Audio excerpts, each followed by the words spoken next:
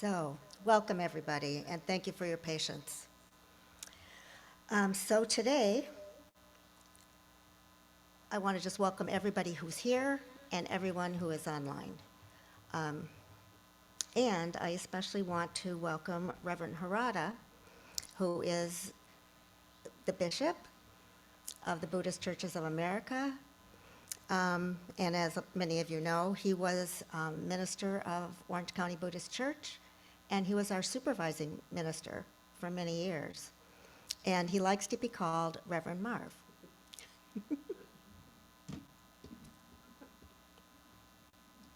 So we're going to start with sutra chanting, Nembutsu Wasan, on page 76, and I believe it will also be online.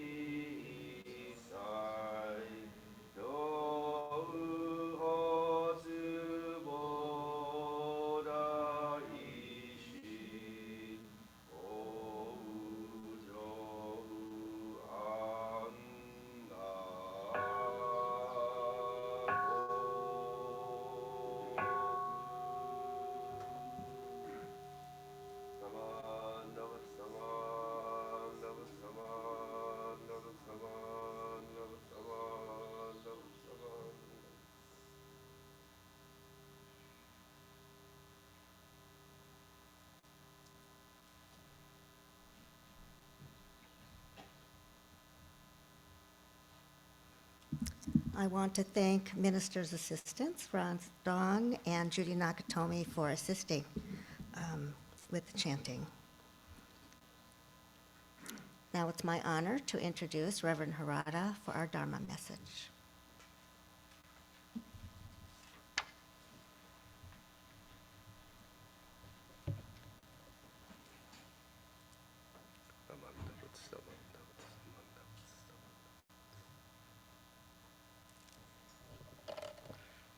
Wow, isn't this nice?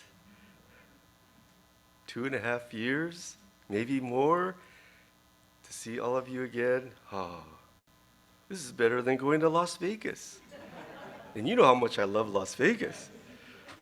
To see you all in person, to share in the service together, to share in the Dharma, it's just really wonderful. I hope all of you have been well during these past 2.5 years. Like many of you, I did different things during the pandemic. I learned how to make sourdough bread from scratch. I made homemade pizza in a cast iron pan, but I haven't done that in some time now. And I watched more Netflix movies. But it is very, very nice to be back in person and to resume our in-person services along with being on Zoom, because we found this a great way to reach new people and people who maybe it's difficult for them to come out on a Sunday. So I'd like to welcome all of those that are watching on Zoom as well. Some from even far away. We have a person from Colorado, I think, that's joining us today. So let me share my screen, and I have a little PowerPoint.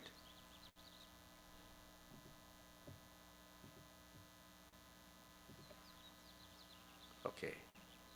So today is Gotan-E, Gotan-E, which is an observance in Shin Buddhism that celebrates the birth of Shinran Shonin, who lived from 1173 to 1263. He was a founder of Shin Buddhism, or Jodo Shinshu. So today I'd like to focus on Shinran Shonin's great contribution to religious thought in the world. And I'd like to do this by focusing on one phase of his life, his years of practice on Mount Hiei from age 9 to age 29. So, have any of you been to Japan before? Okay, some of you have been to Japan, and maybe you've been to the city of Kyoto. So the city of Kyoto is surrounded by mountains, and one mountain that's very borders the city is Mount Hiei, Mount Hiei. And during Shinran Shonin's time, in the Kamakura period, Mount Hiei was the center of Buddhist learning. It was like the Vatican for Catholics, okay? It was just hundreds of temples and, maybe thousands of monks that were practicing on Mount Hiei. The type of Buddhism at that time, it was called Tendai Buddhism. But you can see this Mount Hiei and view from on top. There's like a tram that you can take to the top of Mount Hiei. It's also sort of a tourist spot. They're very beautiful and scenic, and that's the city of Kyoto below. This is one of the buildings of the Enryakuji Temple, one of the main temples on Mount Hiei. So it's very beautiful, and you can visit many of these temples to this day. So, Tendai Buddhism has a very harsh, austere practice called Kaihogyo, and it's been translated as the mountain marathon religious practice. So during this practice, the monk hikes and visits various religious sites on the mountain on a daily basis, chanting sutras and things in front of the site, and it takes 7 years to complete. This is a picture of one of the monks doing Kaihogyo practice, and he's walking along the path. He has a strange hat, and he's using a walking stick. So this is a little closer view. This is a young 20-year-old novice dressed in the Kaihogyo attire. So the first 3 years of practice, the monk is not allowed to wear the hat. You're a novice yet. So this hat is strange. It's not like for shade. It's long in this way, and it protects the monk from branches and things as they're going along the hiking path. He's wearing a white robe, and white is the color of death in Buddhism. So this monk is willing to face and accept his own death. He's going to do this practice at the risk of his life. It is at the risk of his life, but also at the same time, these monks, when they started, not anyone can do it. You have to have shown that you are worthy of it, that you have accomplished other practices, and then you get the permission to do this 7-year practice called Kaihogyo. These monks carry with them a piece of rope and a knife. And that is for if, for some reason, they cannot complete the practice, they have to take their life. I mean, how harsh is that? But think about it. We don't do anything in life with that sort of, I'm going to give it my totality of my being. I'm going to succeed at it, or I'm going to die. We don't go into our jobs that way. We don't go into our marriages that way. This marriage is going to work even if it kills me. But to think that you're going to go into this 7-year practice with that kind of sort of commitment. If I can't succeed in it, I'm going to take my own life. That's the severity with which these monks do this Kaihogyo practice. So there's a picture of a monk doing the practice, and he's chanting in front of a religious site on the mountain. And then you can see a picture of the straw sandals. So they're walking hundreds and hundreds of miles all together. You'd think they'd have nice hiking boots or something, right? They wear these straw sandals that are handmade by some layperson. And in the beginning, the monk doesn't even get to wear tabi. Look at his feet. He's just got his bare feet and the sandals. After 3 years, he gets to wear the hat, and then he gets to wear tabi. Tabi are like socks, okay?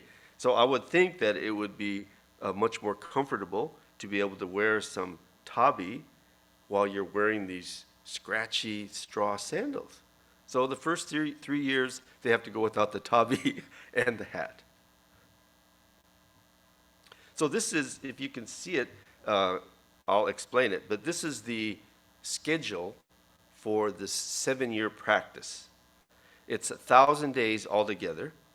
So the first year, 100 days, second year, 100 days, third year, 100 days, fourth year, you do 2 sets of 100 days. The 5th year, you do 2 sets of 100 days. The 6th year, you do 100 days. 7th year, you do 2 sets of 100 days. And then you could see the distance. It's in kilometers. So the first 3 years, you're doing either 30 or 40 kilometers. There's 2 courses. Just like Torrey Pines, there's the north course and the south course, right? And I think the south course is longer than the north course, right? So the one in parentheses, it says 40 kilometers, that's the longer course. It's called Imuro Valley. So I don't know who decides whether you're going to do the short course or the long course, but either way, it's pretty long. So 30 or 40 kilometers each day, and you do 1 day of Kiri Mawari, which is 54 kilometers. 54 kilometers, which is like, it's like, isn't it like 54, it's like 20-something miles, correct? 20-something miles in each day, okay, 1 day. So you could see on the right-hand side, In the beginning, no tabi, hat carried, then tabi permitted, and then wooden staff permitted from 501st day. So from the 500th day, now you get to walk with this walking stick, which should help a lot. Then look at on the right side, it says 700th day do-iri. Do-iri. So this is another extreme practice within this 1,000-day practice. So in this do-iri, the monk for 9 days is not allowed to eat, to drink, to sleep, or rest. No food, no water, no sleep, no rest for 9 days. This practice used to be 10 days long. Almost every monk died. So they said, well, maybe we better shorten it a little bit. So they made it 9 days. And the monks come very close to death, as you can imagine. 9 days, no food, water, or sleep. When I was in Japan, I was able to meet 2 monks who had completed this Kaihogyo practice. One was a speaker at the Honganji school that we had, telling us about his Kaihogyo experience. It was just fascinating. He said that the hunger and the thirst, is not so hard. After a couple of days, your hunger subsides, but the no sleep, that is really hard. But there are other monks and so during this time, they're isolated. They're in a little temple. And this is a picture of during this Kaihogyo, during the do-iri. So this monk is in front of this fire, and he's chanting. And you see there's other monks there. They're watching him, make sure he doesn't fall asleep. And he's doing this fire ceremony, chanting, and the fire ceremony is thought to sort of consume evil passions and purify the consciousness. So for 9 days, this monk, this is what he's doing. Then, even though he is not allowed to drink any water, once a day, the monk has to go down to this well and get water as a water offering to the Buddha. So you can imagine, you can't drink the water, but you got to take this water out of this well. But the monks that have completed this, they say just to get out in the fresh evening air, they just feel the moisture from the air going into their body. And then when he touches the water in the well, the moisture he feels it go into his entire body. So you can imagine, you think, you'd get a cotton mouth, right? Wouldn't you? Wouldn't you get so dry you can't even chant? And so that would occur. So they're allowed to rinse their mouth, but they measure the amount of water that they give them to, and they have to spit out the same amount of water as they receive to rinse their mouth. Oh, we talk about severe. So this monk also said, your senses, it gets so sensitive that he said he could smell food cooking miles away. He could smell it. Or, when a stick of incense is burning, if you stand it up and then the ash falls, he said he can hear the sound of the ash falling. So your entire being becomes so sensitive. So this is at the end of the 9 days, and this monk, he looks like he's in pretty good shape, right? Amazing. But first he has to gasho and say, oh, thank you so much for allowing me to do this 9 days of practice without food, water, or sleep. And then he's given a special medicinal drink. And so after this 9 days period, these monks, you think you just sleep for days. They say they can only sleep for short periods of time. And gradually they work to sleeping more. They have to just take small amounts of food and liquid and gradually get their body accustomed to food and liquid again. I mean, it's just amazing. I don't know how anybody can endure this or complete it. But I met two who had completed this Kaihogyo practice while I was in Japan. This is a picture of one of the monks that had completed it, and so this is not during the doiti. This is just during the regular 1,000 days, and so halfway through that day, they are able to stop and have a rest and a cup of tea. And this cup of tea is placed there by their mentoring monk, their teacher. So imagine the feeling of that, right?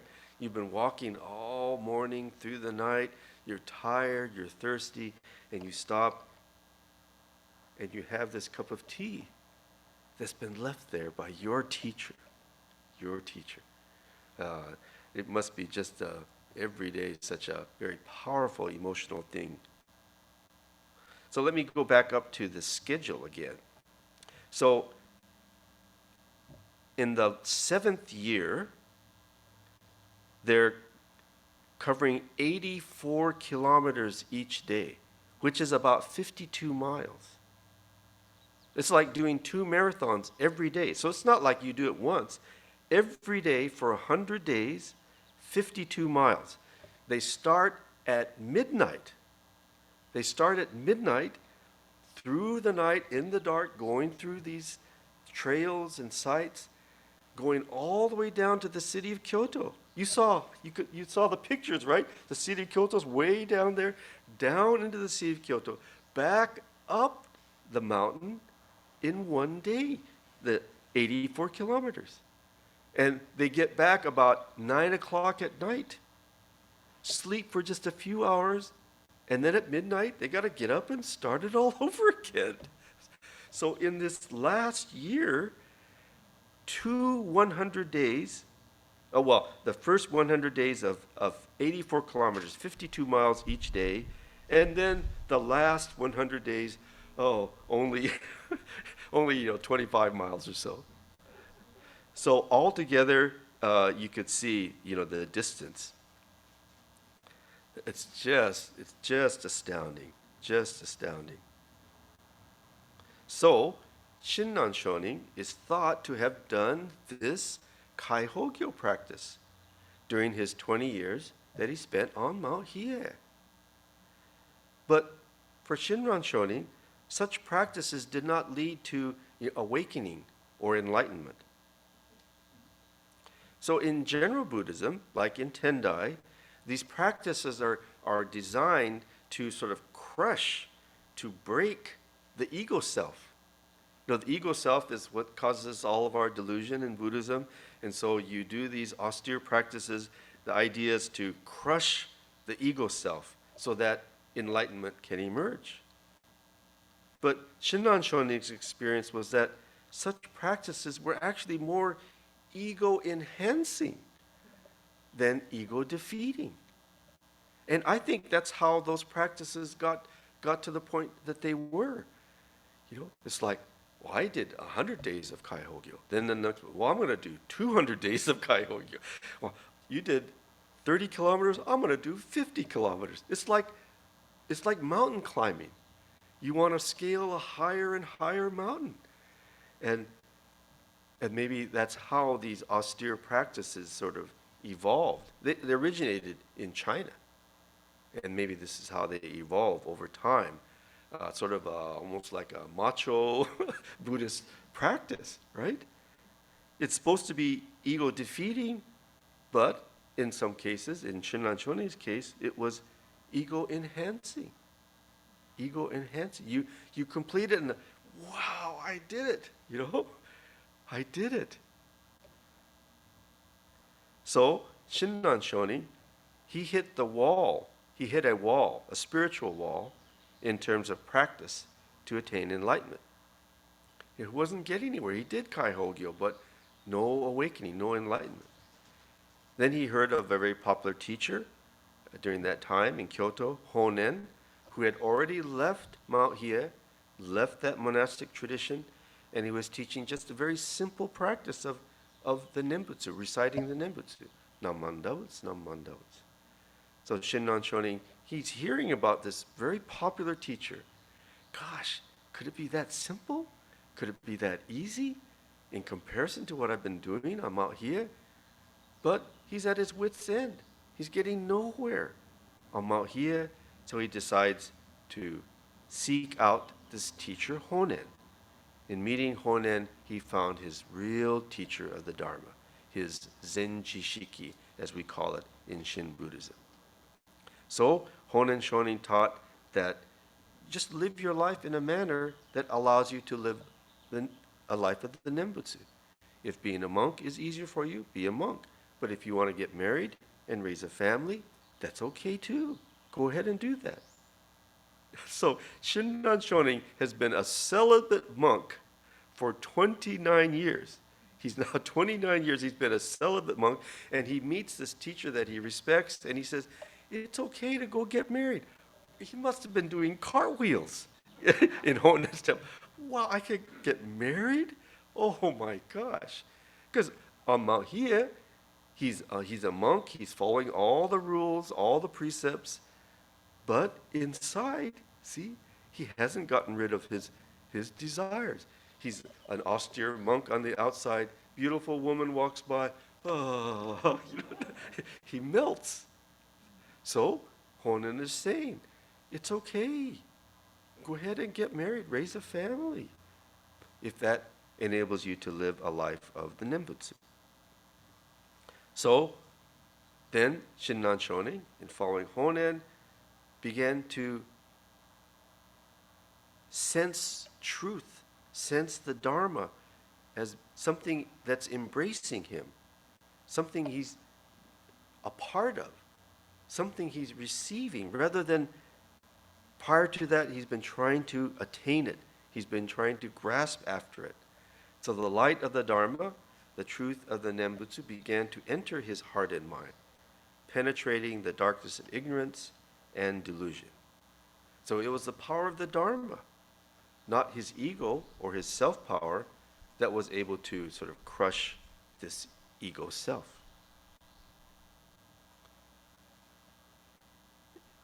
When it's snowing, I know it doesn't snow here, but if you try to grab a snowflake, you can't grab a snowflake. You have to open your hands and receive it, and the snowflake lands gently in your hand. So this was the approach that Shinran Shonin discovered. Before, he was trying to grab, attain enlightenment, and it kept getting further and further away. Now, with Honen Shonin, just open your heart and mind to it. Open your heart and mind to receiving the truth, the light of the Dharma. So I think this was Shinran Shonin's great contribution to religious thought in the world, that truth is to be received rather than to be attained, and that religious practice can be ego-enhancing rather than ego-defeating. And so we have to keep this in mind too, even when we go about our temple life, that we don't sort of find what we're doing as ego-enhancing. Well, I cleaned the temple today. I did my part. There were 3 people were missing, but I did it all by myself, or I've served on this board for 20 years now, That should be worth something. But we could, in our service, find it ego-enhancing rather than ego-defeating. So Shinran Shonin's influence changed all of Buddhism in Japan. Now other traditions like Zen, even Tendai, they marry and they have families, even though they continue to do some of these austere practices. So earlier in the service, we chanted the Nembutsu Wasan, and these are poems in Japanese written by Shinran Shonin, in which he was trying to explain the Dharma in ways that the uneducated, illiterate people could relate to and understand.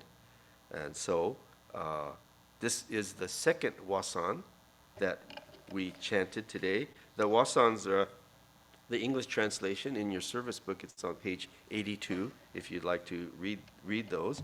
But this is the second one, and it goes, "The light of wisdom exceeds all measure, and every finite living being receives this illumination that is like the dawn.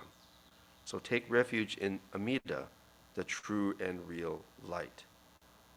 So this light of the Dharma, the light of wisdom, is beyond measure. You cannot measure its brilliance. You cannot measure its breadth.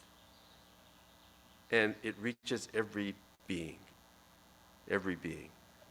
All receive this illumination, just like the dawn, when dawn from the darkness of night, and we begin to see the illumination of dawn. In the same manner, all beings receive this light. So take refuge in Amida. You know, Amida is not a being, but Amida is the light of the Dharma. So you could change the wording there a little bit. So take refuge in true and real light. True and real light of the Dharma. So that's what I wanted to share with you for Gotan-E today. It's so wonderful to be here. I haven't driven on I-5 coming south for 2.5 years. It was a real pleasure to drive and also to be with you and see you all again in person and on Zoom. Naman Davutz, Naman Davutz, Naman Davutz, Naman Davutz.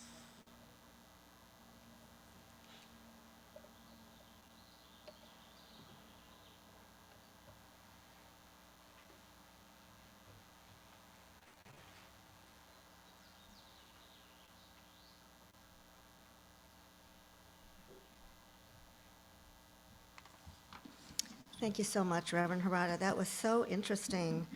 I'm especially glad that if we don't practice Shin Buddhism exactly right, we don't have to kill ourselves. Yeah. I also like wearing shoes and having snacks. So please stand and join me for a reading on page 9, Shin Buddhist Life Principles.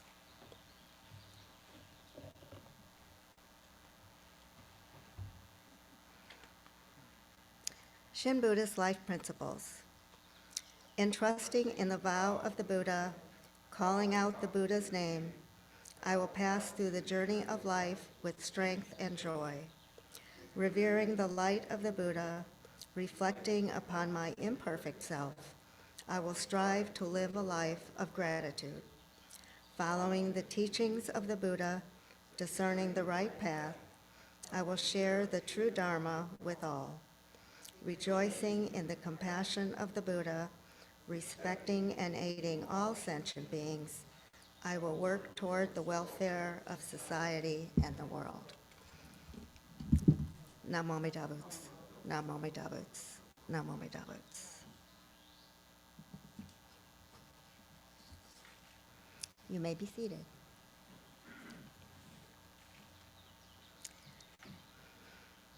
So again, I want to welcome everybody here and any new people we have. Thanks for coming and welcome. So we have some upcoming events, so mark your calendars. On May 22nd at 10 a.m., we'll have a Dharma service with Reverend Ellen Crane. It again will be a hybrid service, so also on Zoom. And on May 29th, we'll have the Memorial Day Cemetery service, and there won't be a Dharma service here or on Zoom on that day. For more information on that, you can go to our website, VBT, at vbttemple.org. Also, Biwa. On Thursday, May 19th, which I think is this coming Thursday, please get ready for Chinese food and order food from the Panda Express online using a special code 908286. I imagine, how can people get that code if they don't absolutely remember it today?